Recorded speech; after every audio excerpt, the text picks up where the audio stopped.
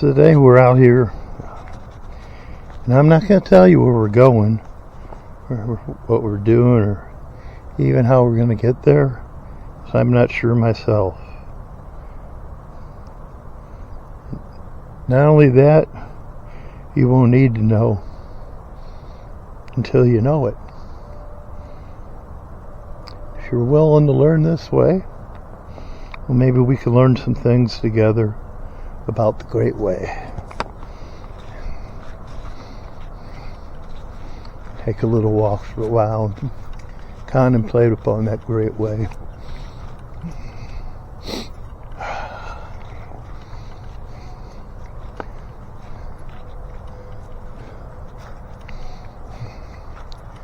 So this Great Way,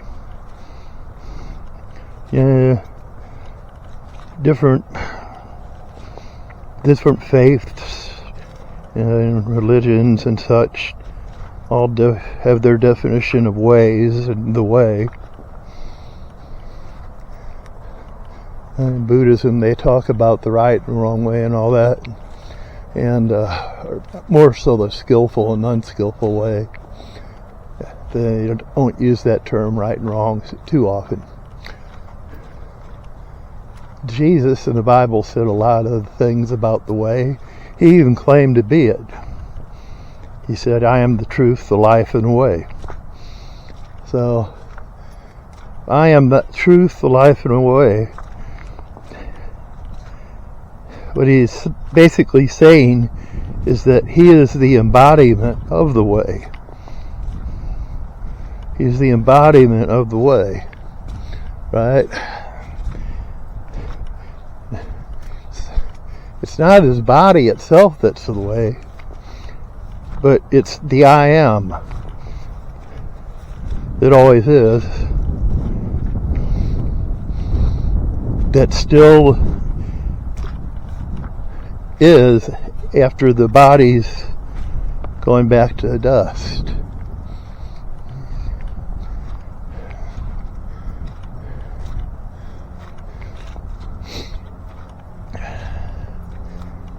We can also think of ways of being directions. I'm walking towards a lake right now. I don't know if it's north, south, east, or west. I'm not sure. I really don't care. Yeah. And there's walk different directions. There's ways of going up or down, or right and left. All these different ways. Ways to go from point A to point B.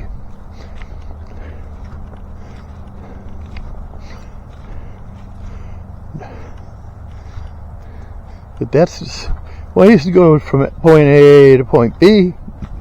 Ain't what I'm really going to focus on so much. Instead of going from point A to B, it's just the way of being.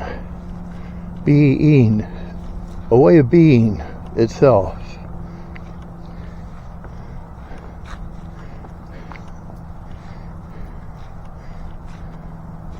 And you can only be what you are when you're there, as you are while you're there.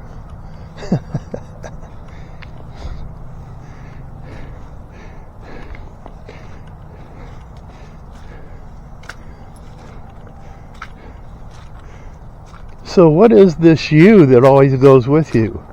Like wherever you go, there you are. Who's that you?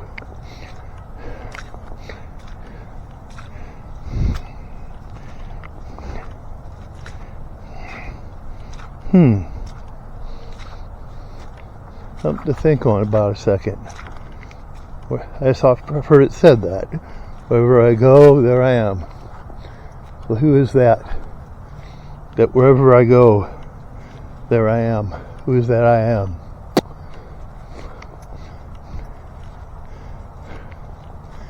And King Solomon once said, "There's a friend that sticks closer than a brother." So who could that be? Well, consider there's someone who goes with you everywhere you are. Can't get any closer than that, huh? And it's you, it's yourself. You are the friend that sticks closer to a brother if you can be at peace with yourself.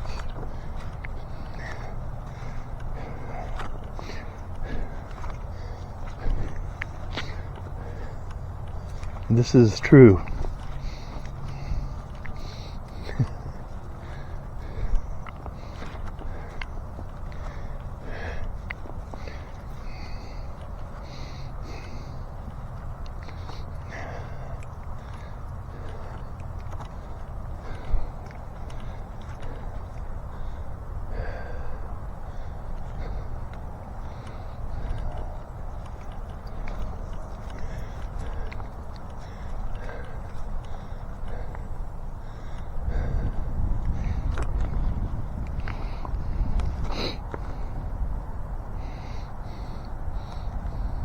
So there's different ways we can go.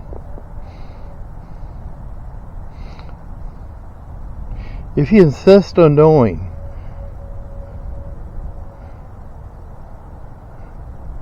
what you are going to be learning in life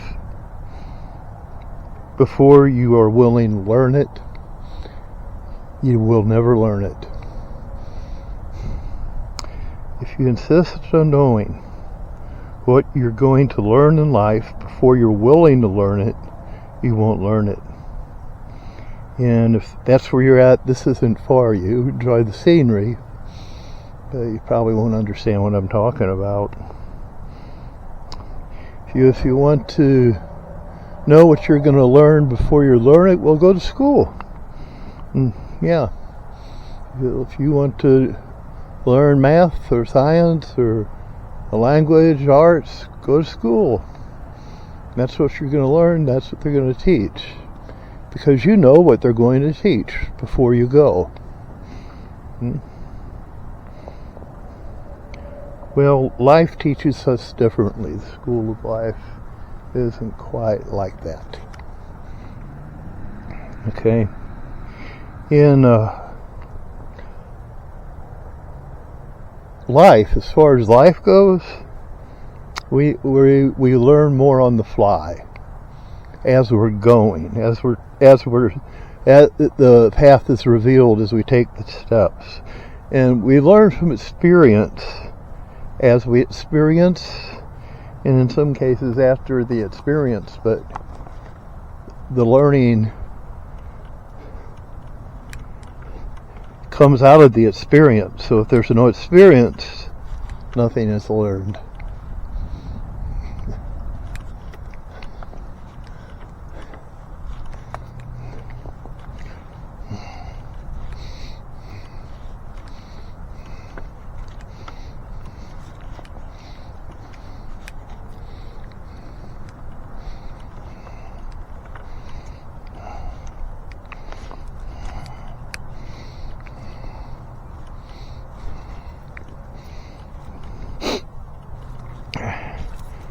We learn from our experiences.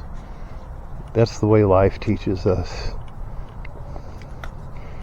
It doesn't hand us a textbook. It says, learn by experience.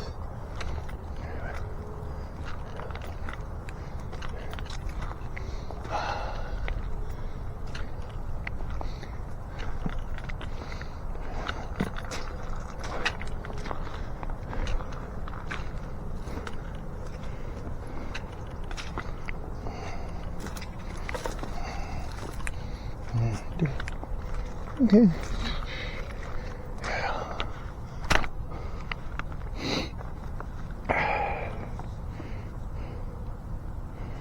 Now, this way that we're talking about isn't your way as you know you to be.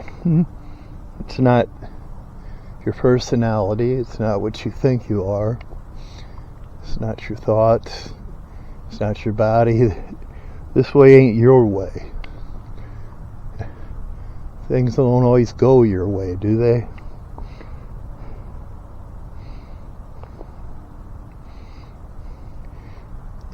And the way we're talking about, there's no way to the way, because the way is the way. No way to the way, because the way is the way. The great way to love is known by being loving. Back to the experience. Unless you are it, you'll never understand it. This is understood by experience. It's understood by being. Being. It comes from being. Being it. And unless you're being loving, you'll never understand how. Unless you're really being loving. Not the love that comes out of selfishness, but real love. Unless you really do that, you'll never see how love is its own reward. You'll never understand how the way to heaven is all the way to it. For there is no way to heaven.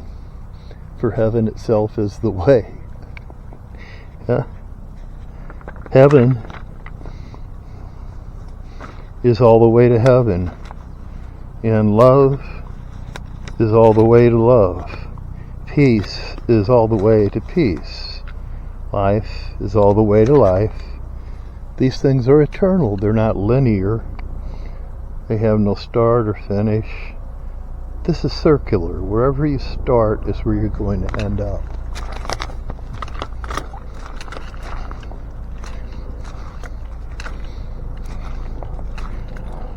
Wherever we start is where we're going to end up.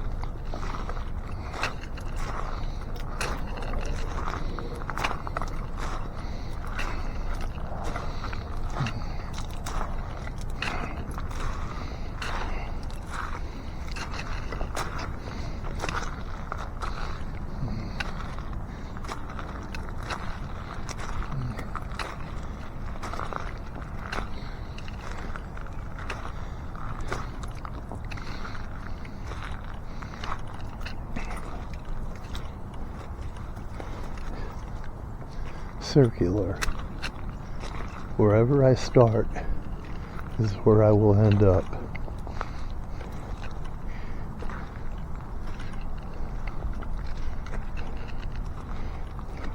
Kind of like Groundhog Day in a good way, though. If there's such a thing. Yeah.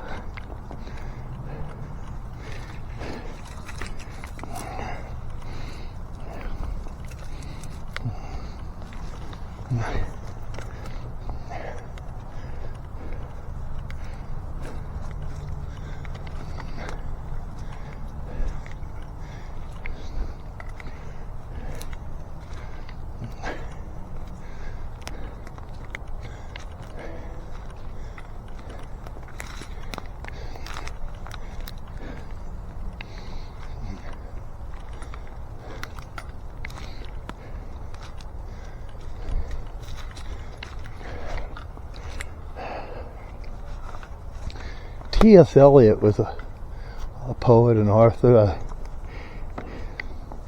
He had some pretty profound sayings.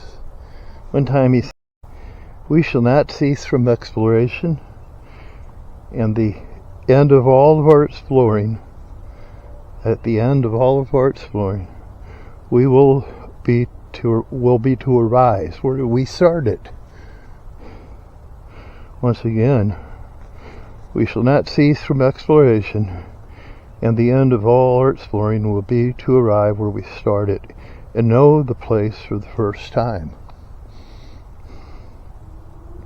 Though the unknown remembered gate, when the last of earth left to discover, is that which was the beginning, at the source of the longest river, the voice of the hidden waterfall, and the children in the apple tree, not known because not looked for, but heard, half heard, in stillness between two waves of the sea.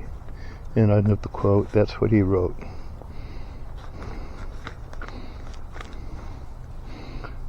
So there's this unceasing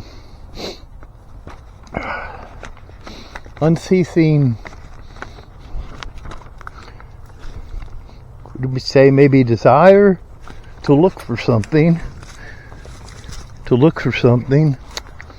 yeah.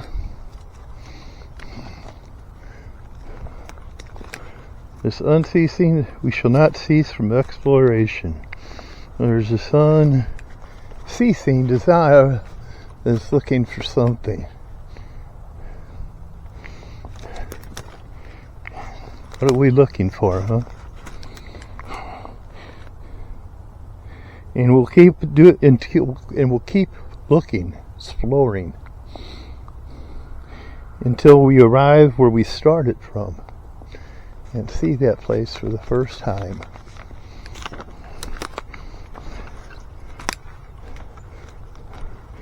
That's a little bit like the prodigal son parable when you think about it. Dude had to go out and explore shit. And when he came back, he seen things as they really were for the first time, even though he was there all the time before he left, right?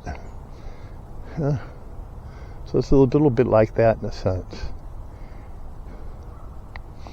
We start out in the state of being discontent where we're at, not realizing or seeing what's available here right now. So we go out and we look around and we search. We try this job, this wife, that wife, this career, that career, this movie, that movie, this hobby, that hobby. We try it all. We're out there trying everything, walking away from home, so to speak, and finally, exhausted, depleted, wore out, we end up back where we started.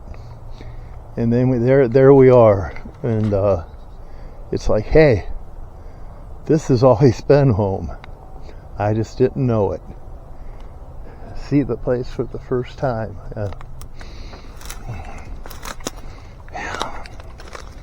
So that might be one way of kind of looking at this quote by T.S. Eliot. I hope I don't trip over all these things. So it's a good thing that I look down and watch where I'm going and take my time. There's a lot of sticks here. But at least I'm out of the mud, huh? Okay.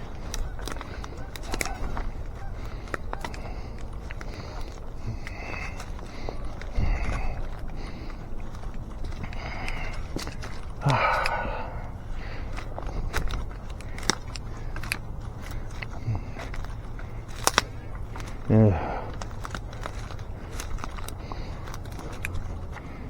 I'm not a young man anymore, so I go a little bit slower. When I go in a little bit slower, I'm able to see a lot more.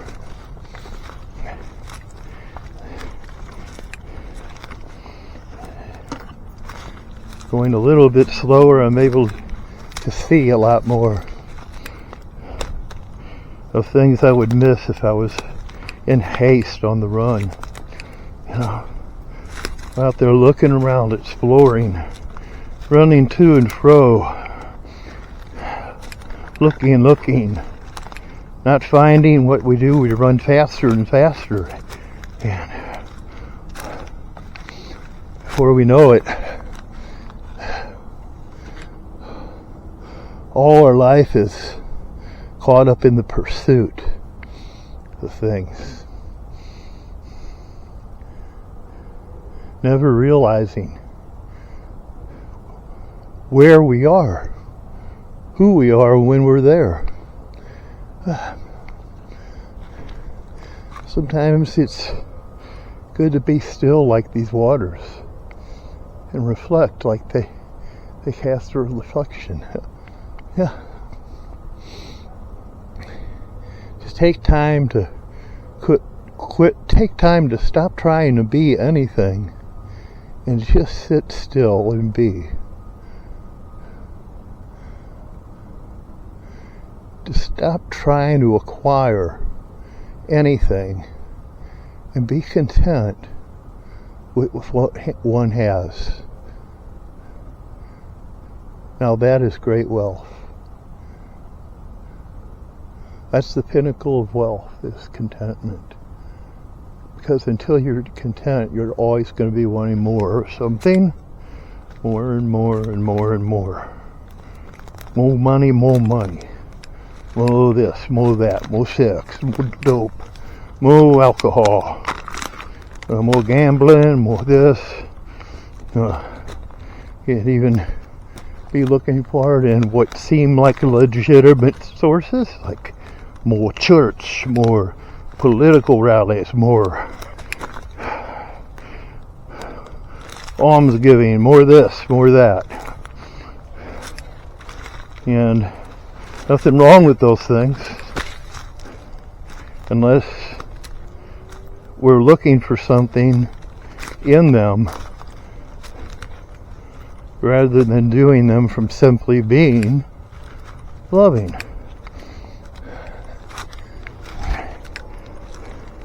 So it's the doing coming out of the being, loving,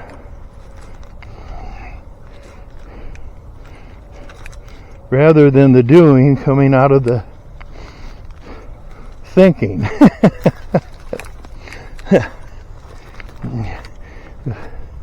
Slippery slope here. Quite a bit of mud and stuff. Whoa, slide, slide, slide. Get up in more weeds.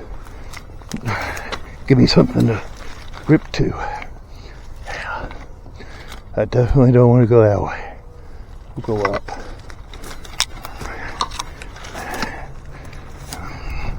This is the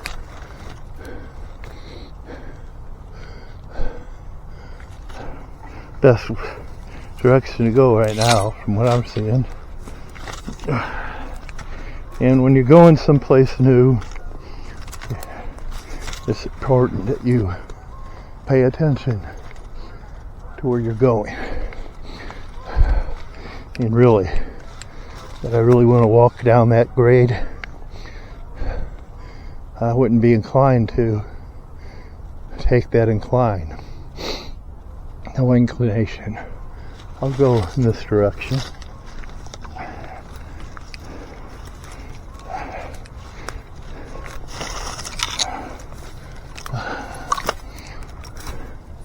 It's uphill, but that's okay. Gotta watch where I'm walking, but that's okay. Alright.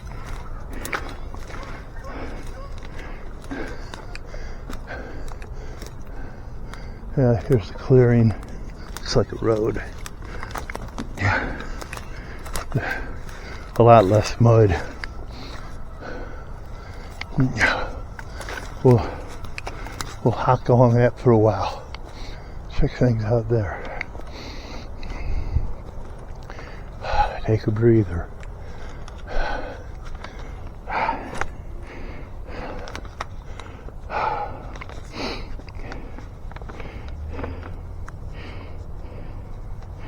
So, getting back to what T.S. Eliot said, he said, we'll not cease from exploration, and the end of all exploring will be to arrive where we started and know the place for the first time.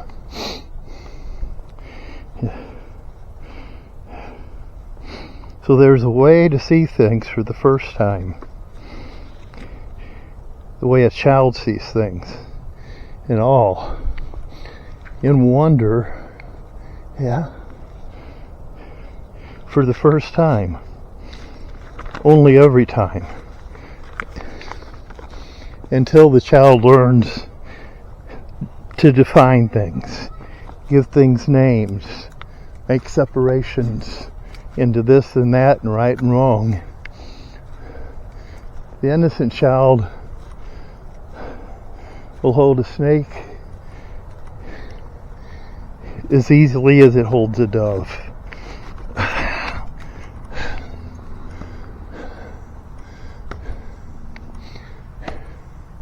Knows no difference.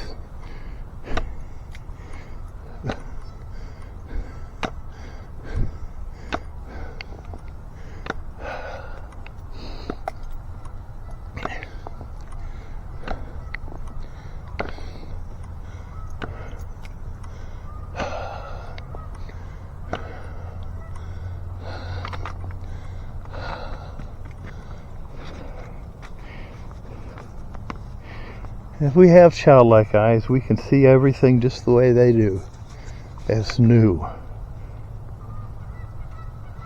Well, that's stuff that we thought we know what it is, that we've seen 100 times before.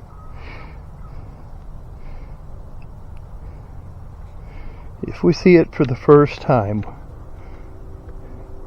and look at it without defining it,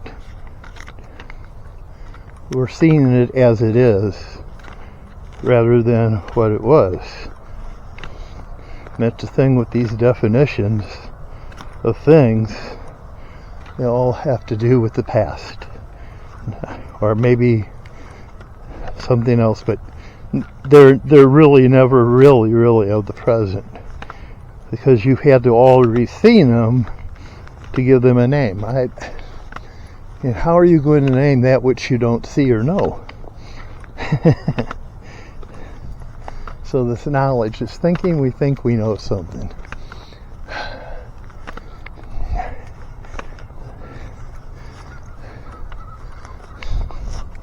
That's when a lot of our problems start. When we think we know something.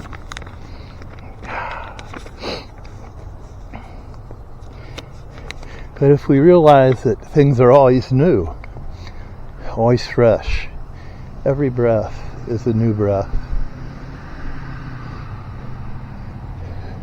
Every tree is always a new tree. For it's always growing and changing quicker than I can see it with my senses and my understanding that I currently have. And if I can see that everything is always changing, and I'm always seeing things as they were, not as they are, well, then I can then that's when I am in a state of forgiveness. I'm forgiving of what was. Not necessarily forgetting it, but I'm forgiving it away for what's new. Yeah. Who somebody was a minute ago is not who they were a minute ago. It's who they are now.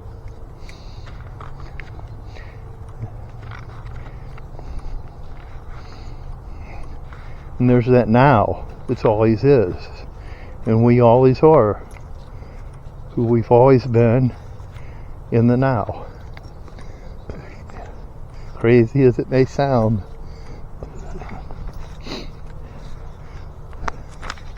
The world's got our way of seeing things so messed up. Sometimes the only way to see them straight is to say them backwards.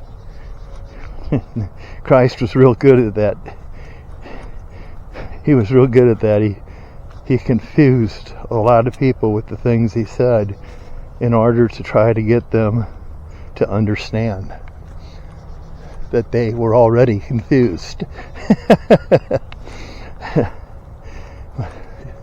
Stuff you can't quite wrap your head around when your head is programmed to interpret and define things according to the way we've been conditioned and taught to perceive things and label things, other than just let things just be things. Yeah.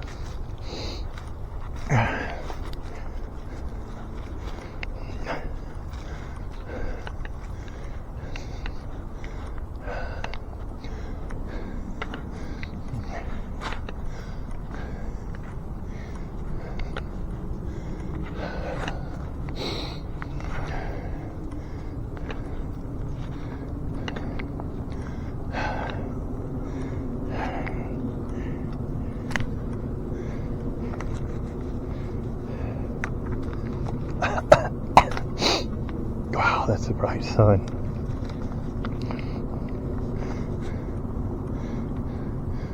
So if we're aware of this consistent change, we are forgiving, because we don't see things as the way they were, but we see them as the way they are.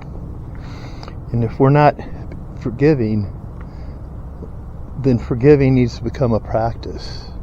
We need to practice not clinging, attaching ourselves to what we find pleasant, or trying to get away from what we hate, or trying to ignore what wants to shed a light on things. Yeah.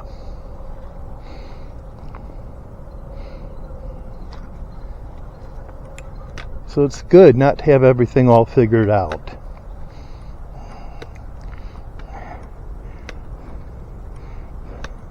Sometimes we think we're safe in having things all figured out, but life isn't like that. No. Life is not a horse that you can break in, put a saddle and reins on it, and get it to do your bidding and go the way you want. It's not like that at all.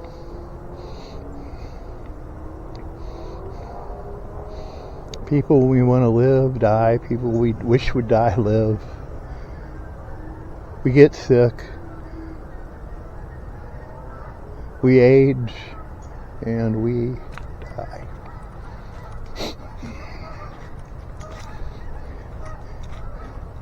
As far as the body goes and this world goes.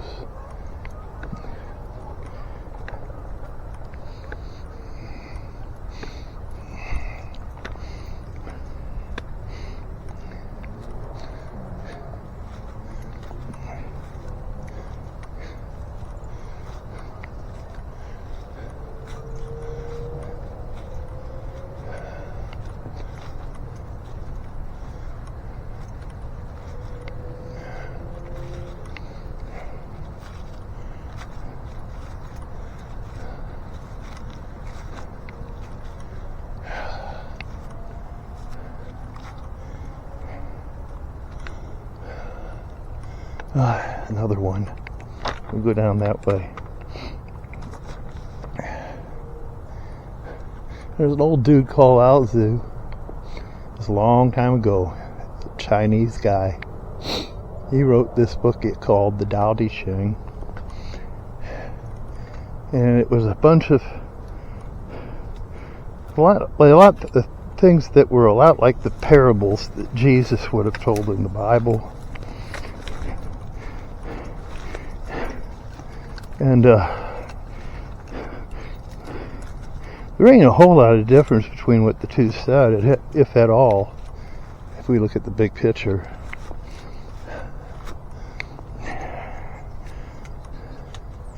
Yeah. One thing that Lao Tzu did say is he said that a good traveler has no fixed plans and is not intent on arriving. A good traveler has no fixed plans, nor is he intent on arriving. If we have fixed plans, what we have is expectations. And guess what? Life is not obliged to fulfill all of our expectations of what it should be. Hey?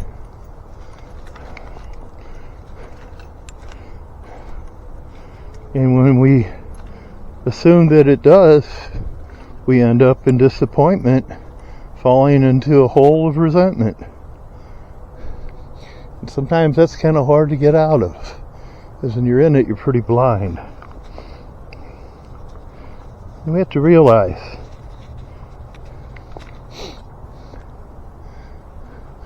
we have to learn to traverse through life without demands upon it to be any way in particular. We have to learn that our plans are just simply that they're our plans. That isn't life's plans. Our way is simply our way. It's not life's way. Life is a rude way of raining on our parade, of shitting in our oatmeal, of stopping us when we're in a hurry, of lighting fire under our ass when we get lazy, waking us up when we want to stay asleep, and the delusions that we take refuge in. Yeah? Life's way isn't our way. It's a way of breaking a hard heart. It's heartbreaking. It's a way of confusing the sure mind that thinks it knows.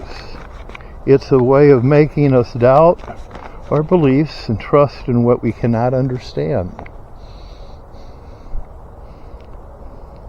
It's a way of stripping us of ambition to contend with it. That we, out of exhaustion, become resolute to simply give up and flow with it. To become powerless. This powerlessness.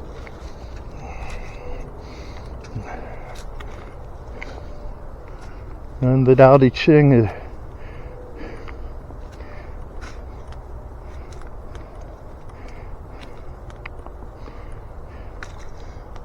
talks about the wise sage, and there's the deer, see him? I don't know if you can see him, he's sitting right in front of me. Now, I wouldn't see that deer if I was going too quick. But he's looking right at me, and I'm looking right at him. And if he moves, you'll probably see him. So I'm just going to stand here a minute. I'm talking. I'll just talk to the deer. That's what's here for me to talk to. Hi, deer. Okay.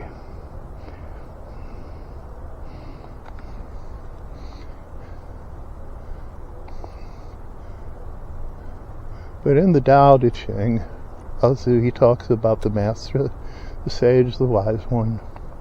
Okay? Hi, dear. Yeah. He talks about just tearing apart what they think and getting them all confused, and so their minds are just blown.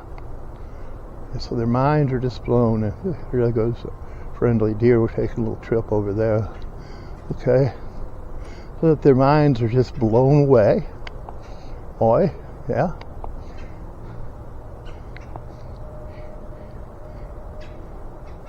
And he toughens he kills their ambitions and toughens their resolve.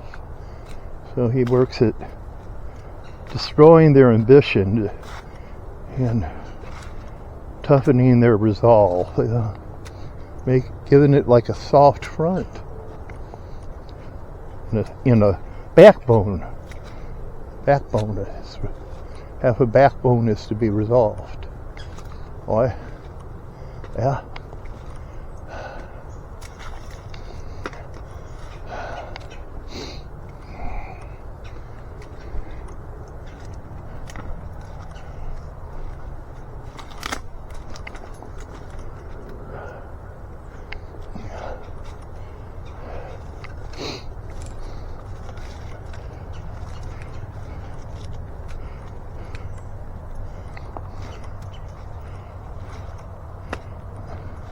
And I'm not going to say it's totally wrong to have ambition in its right place and time. Nothing wrong with it at all. As long as it's not selfish ambition. That comes from the self, from the ego, that's the hell. I mean, wisdom from above is whole, it's pure, it bears good fruit, love and joy and peace and goodwill and stuff like that.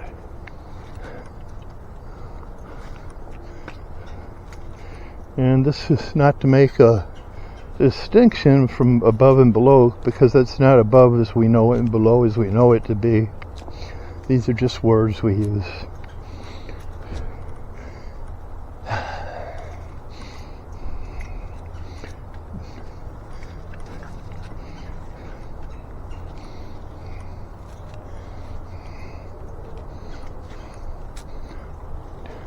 To describe places in time and space. Specks on a map of time and space. Words, just specks, little pins on the map of time and space. A map of time and space, yeah.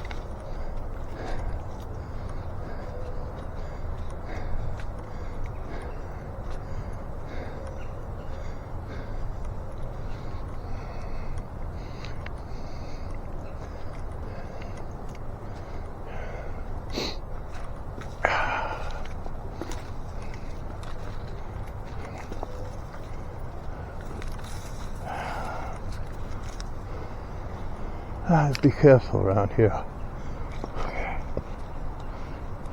Well, what is this great way all about? It's a way. It's a lot like this river, you know. You can't touch the same water twice. That water's going to go way down there. It's not going to come back upstream. It's always in a little bit of different shape and form. But the Great Way isn't difficult for those who have no preferences, expectations, demands. Because the Great Way expects, demands nothing at all. People expect, demand. The Great Way does not expect, prefer, or demand anything. The Great Way is unconditional in its love, in its joy, in its peace. And the Great Way, therefore, is always available to those who are willing to embody it.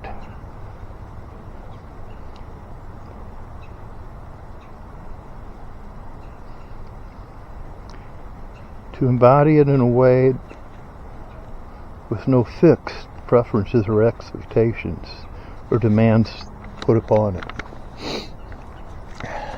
That's a pretty big way. Yeah.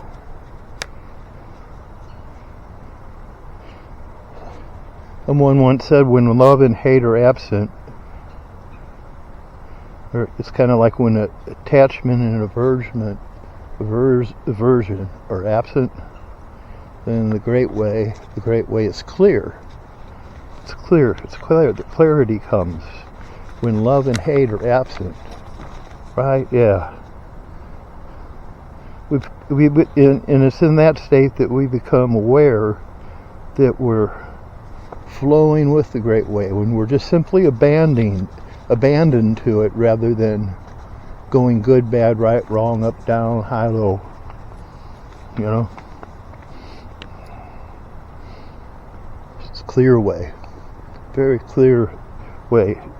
It's just an awareness of where we are, what we're about, where we're going in the moment. Yeah.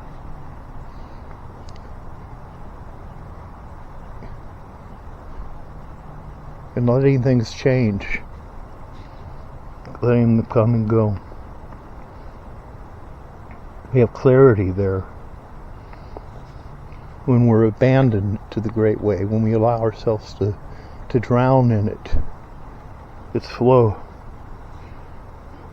And if you're not like that, you get double vision, what some would call duality, and understanding and seeing.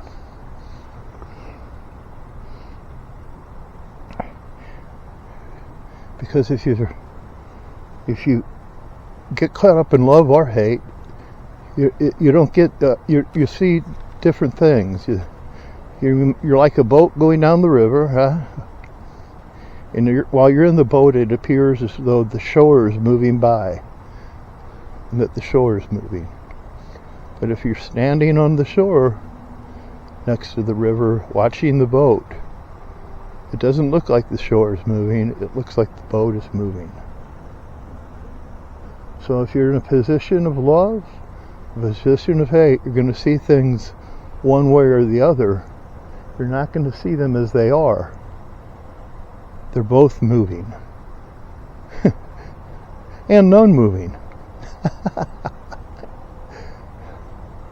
There's no difference, see? There's no duality there. When we cease to identify, define, and control everything, nothing passes us by. We don't miss a thing. We walk in lucidity,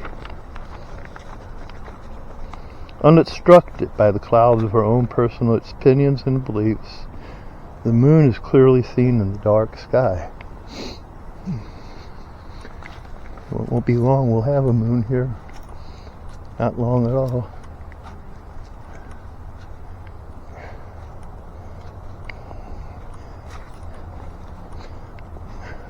You can see the sun starting to set back in the horizon. If you can see the red sky on the cam. The way becomes obvious to those who surrender to its flow.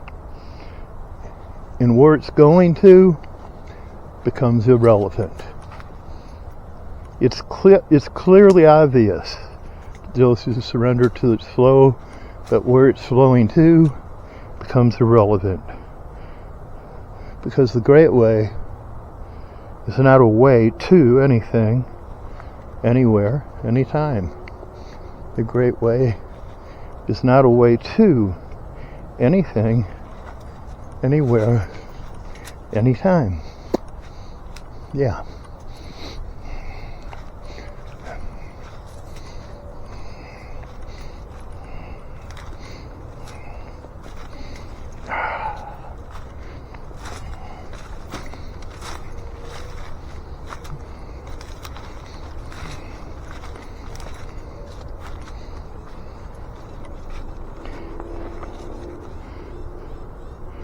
Great Way is not a means to an end. It's not a way to get something or get someplace or be somebody. It's not a means to an end. We've heard the term use things, love people, rather than love things and use people. And yes, the Great Way is more on the other side of it. The Great Way is not a means to get anything, to obtain anything at all.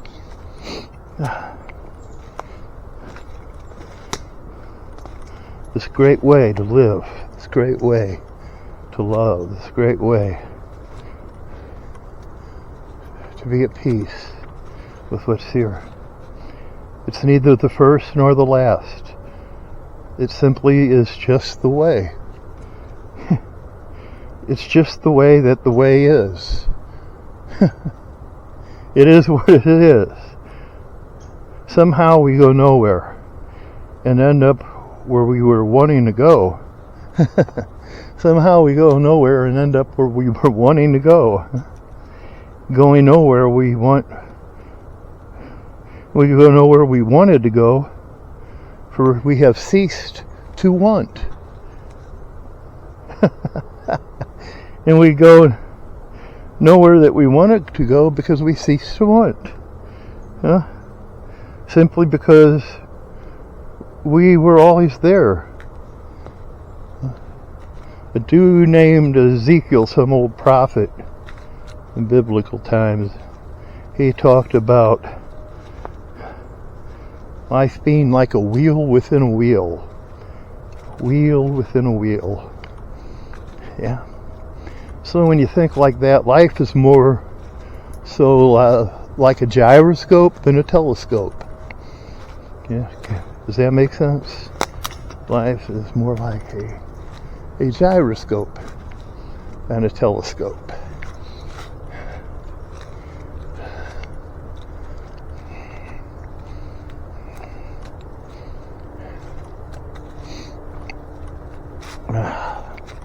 Life is more like a gyroscope than a telescope.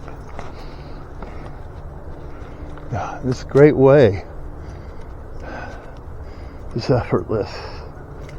It's not a lot of work. It's more about grace than effort. Yeah. If we take account of the book of Genesis in biblical times, it's written that God said, "Let there be light, let there be this." He never did say there must be light, there must be this, there must be that. He just simply said, "Let there be, may there be." I like that. Kind of goes along with Buddhist prayers and sutras where it goes, may all beings be safe. Never says must, and it never asks. Never says must, everything must be safe. The Buddha Sutras never say, can anything be safe, or would you go ahead and be saved? It just says may. May everybody be safe. May everybody be happy. May everybody be free from danger.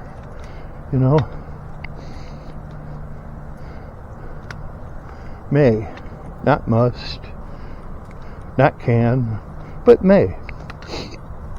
And that's wise. That's the wisdom.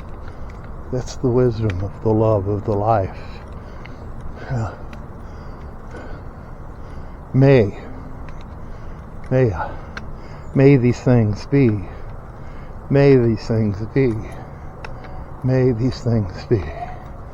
May these things be. Make that my mantra for a moment here. So walking. May these things be. May these things be. May these things be. May these things be. May these things be. May these things be. May these things be. May people be safe. May people be happy. May people be at peace.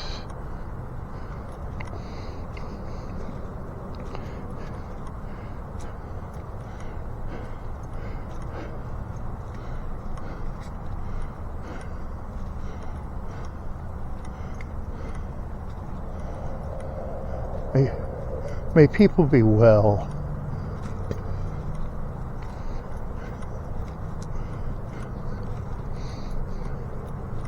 Well cared for. May they be. So it's not a great way of an effort, it's a may. It's a way of abandonment to the winds and of life, the flow and the current of the life, the river of life, the river and the winds and the water, You have a lot to teach us. The wind and the water has a lot to teach us about the may, about the flow, about abandonment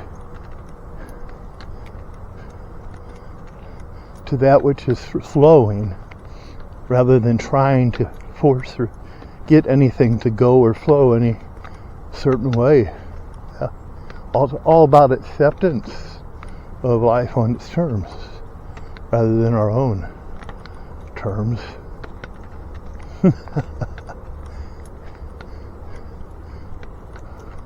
Would do nothing but cause us trouble.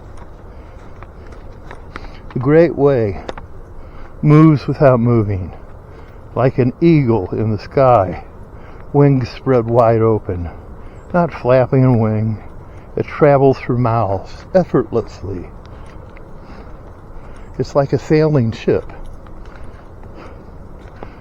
with its sails open wide in the wind, letting the oars rest down below. That's what it's like. What's it like? What's that like? It's a maybe. May there be. Try to flap our wings contrary to the wind. We have to learn not to engage our oars contrary to the wind.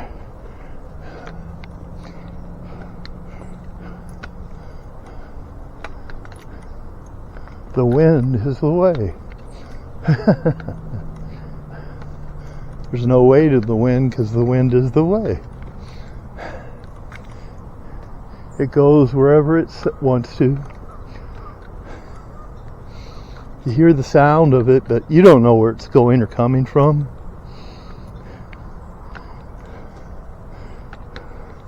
That's what spiritual life is like.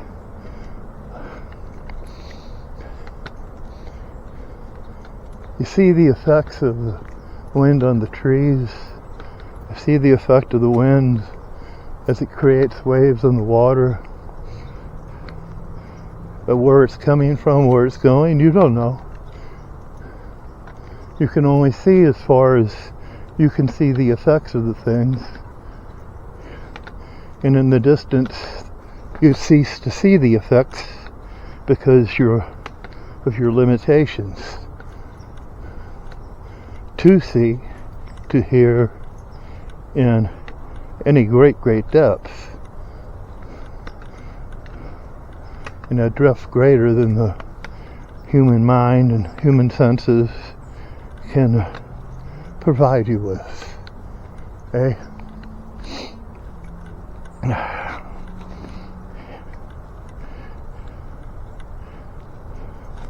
So this great way, it's like the wind. The wind, it's one massive body of air here in the world, right? And this one massive body of air is churning and going in different directions, yet it's the same air. The air is not different. The air that I'm touching here with my skin, breathing here, is the same air that's everywhere in the world. The air is not divided into this and that. Oh, we put labels on it with our mind. We say stratosphere, hemisphere, this sphere, that sphere, everywhere sphere. But in reality, those are just words. There's only one body of air, one body of wind turning in all kinds of directions.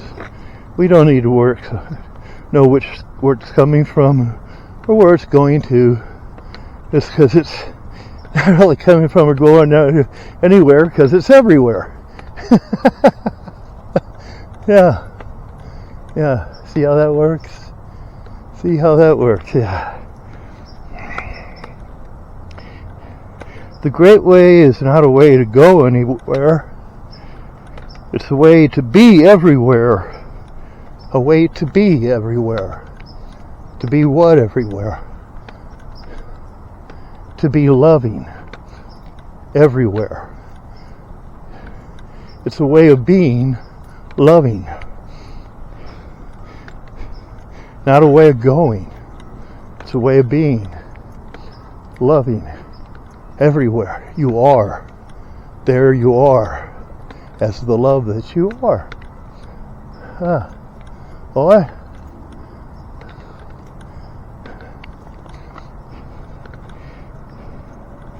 The great way is synchronicity with peace and joy and a spirit and an essence as a presence of this wholeness and completeness. Righteousness, synchronicity, joy, peace, and the spirit or essence or presence of wholeness. This spirit of wholeness. This Holy Spirit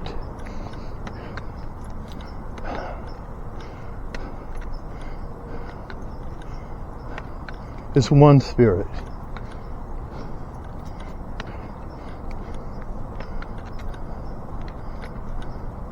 The one spirit that is the one. The one spirit that is the one.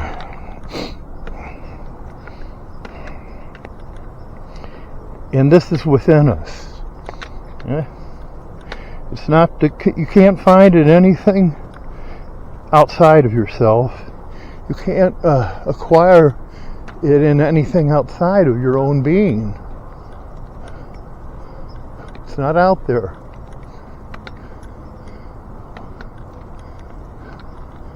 It's not out in the cars and the bicycles. It's not in the races of people and this and that. Anything you're picking up with your five senses or anything you can dream or imagine with your mind. It's in none of that. None of that.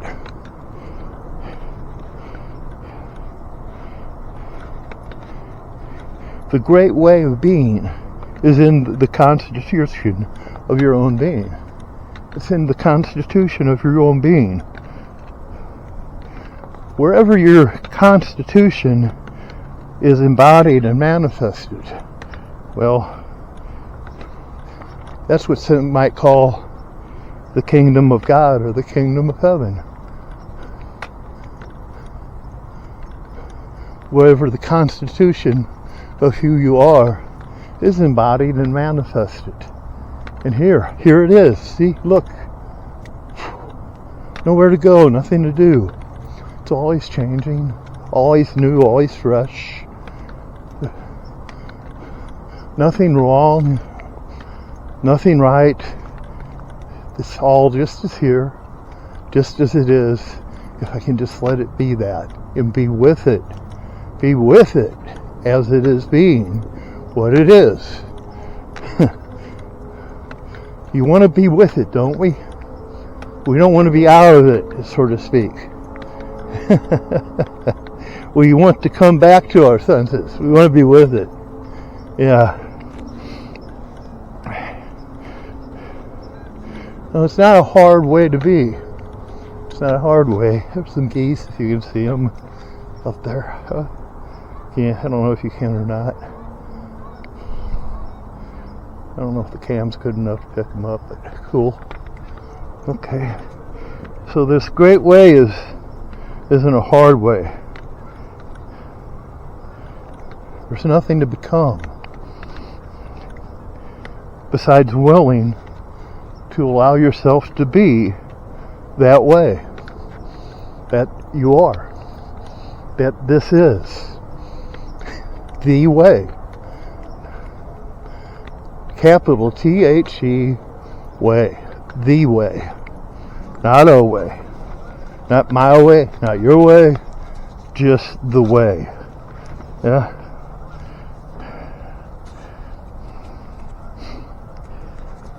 It's the way of living lovingly. Loving to live and living to love. It's the way of authenticity and being conspicuous, clear, without shame, hiding nothing, with great acceptance.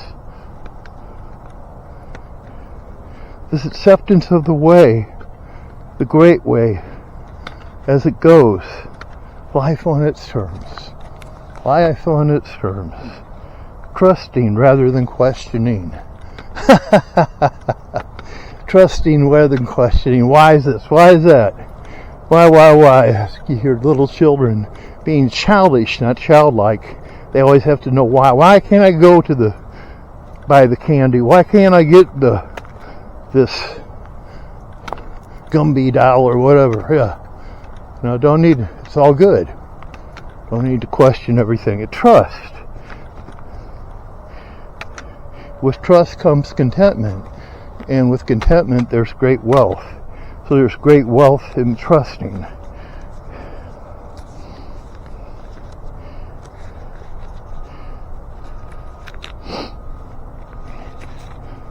Life and on its terms is a great thing.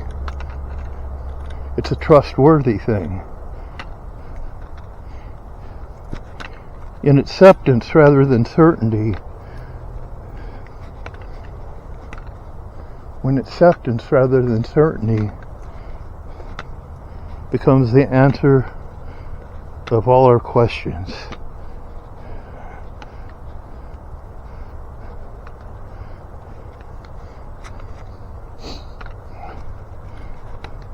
Then we know that we don't need to know what we don't know. Then we know that we don't need to know what we don't know. Why? Yeah.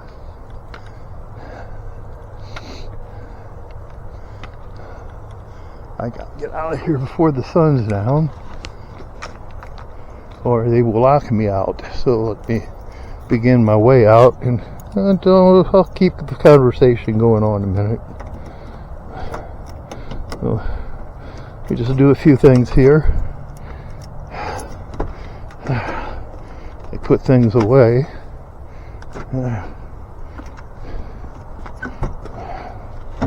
And we'll keep talking about this way for a little while. Okay, let me find my way out of here.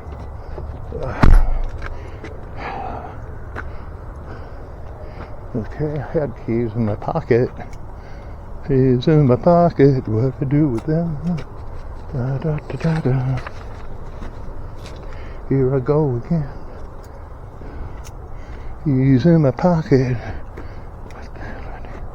Keys in my pocket.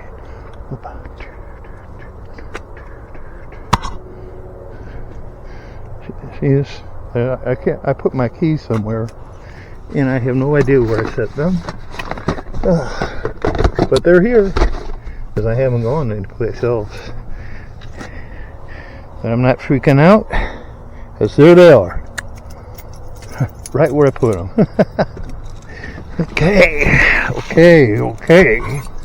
As we keep talking about the way. Let me turn it that way so I get a better view of what's going on outside rather than inside this little car here.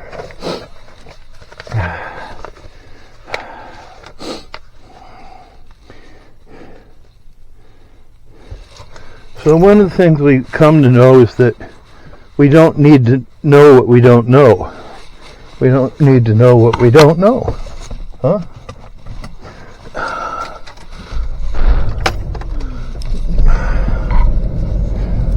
I don't need to know what I don't know. Everything I need to know, I do know. And why do I know that? Well, people like to say what they call the Lord's Prayer. And part of that prayer is, give us this day our daily bread. Yeah? And throughout that tradition, bread is equivalent with teaching or knowledge, right? It's equivalent with what feeds our soul, not just what feeds our body. So, whatever life puts on our plate is our bread. Whatever life puts on our plate is our bread. This is true. Whatever life puts on our plate is our bread. That we might not want to eat what life puts on our plate. It might be pain. We might end up going through some pain during the day. We'll grow from it. Compassionate. We'll grow compassionate. We'll grow satisfied and fulfilled from frickin' pain. Yeah, from frickin' pain. Yeah. If we resist it, if we don't accept it, we fight with it. What was given us to eat will eat us up. We've been given pain put on our plate this day as our food. Food for compassion. For the capacity for our compassion is in direct correlation with our capacity to hold, our willingness and capacity to be with and hold pain. No pain, there's no compassion for others. No pain, there's no compassion for others. So we have to be able to take that pain, not run from it, but digest it in such a way that it connects us with the rest of the body of humanity. And if we're doing that and we're staying connected, we're healthy, yeah? That's healthy. That's what being healthy is about. Yeah. Okay. But if we take that pain and we spit it out and say, no, I don't want this, it turns into, I don't deserve this, it turns into bitterness and hatred and grief and resentment. And God, that sucks. And don't it? So, we don't eat that pain and devour it. It will devour us. It will eat us up from the inside out. It ain't the beast outside of you. It's not the lions in the den that Daniel was in. It's the beasts that are within you that eat you alive. You're eaten alive from the inside out, not the outside in. There's nothing out here that can eat who you are. There's things that can eat this body that you're in, but it can't eat who you are. Who you are is the only thing that I could say is anything close to static in this world. Everything is impermanent except consciousness itself. Consciousness doesn't come and go. Now, consciousness isn't the awareness that comes through the eyes and ears alone. No. There's the sixth sense, as I heard someone say, ought to be our first sense. So consciousness isn't about being physically asleep or physically awake. You can lucidly dream. You can be asleep and know that you're dreaming. You can have consciousness doesn't go away just because your body goes to sleep, right? Yeah. Consciousness is always there. And that part of you is safe. That part of you is safe. Because really, everything else comes in parts, but the you, who's the real you, is the witness of all this stuff that comes apart. So it's good sometimes. Go down, sit down, and watch things arise and return to their source of being. And see that you are the one watching that which arises and returns. You don't go anywhere. You're the witness of the manifestations.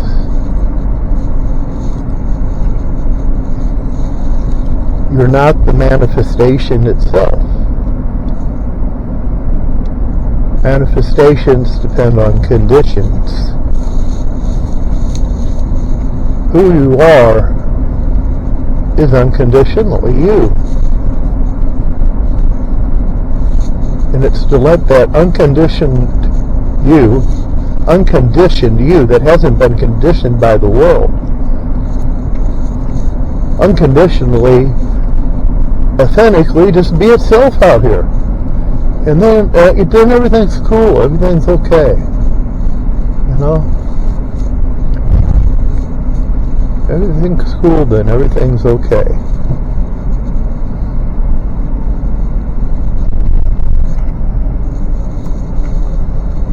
Well, anyway, I hope you've enjoyed your walk with me today. If you're still listening to this, or watching this, I hope you enjoyed our walk in the mud. I hope you enjoyed our walk by the lake. I hope you enjoyed seeing the river. Wasn't it cool seeing the deer and the geese? If they, I don't know if they'll show up on the video yet till I upload it to my computer, but I hope you get to see them. There's a lot to be seen and be in awe of. If we're not all caught up in the coming and going, but just allowing ourselves to be the watcher, to be the witness, to be the witness.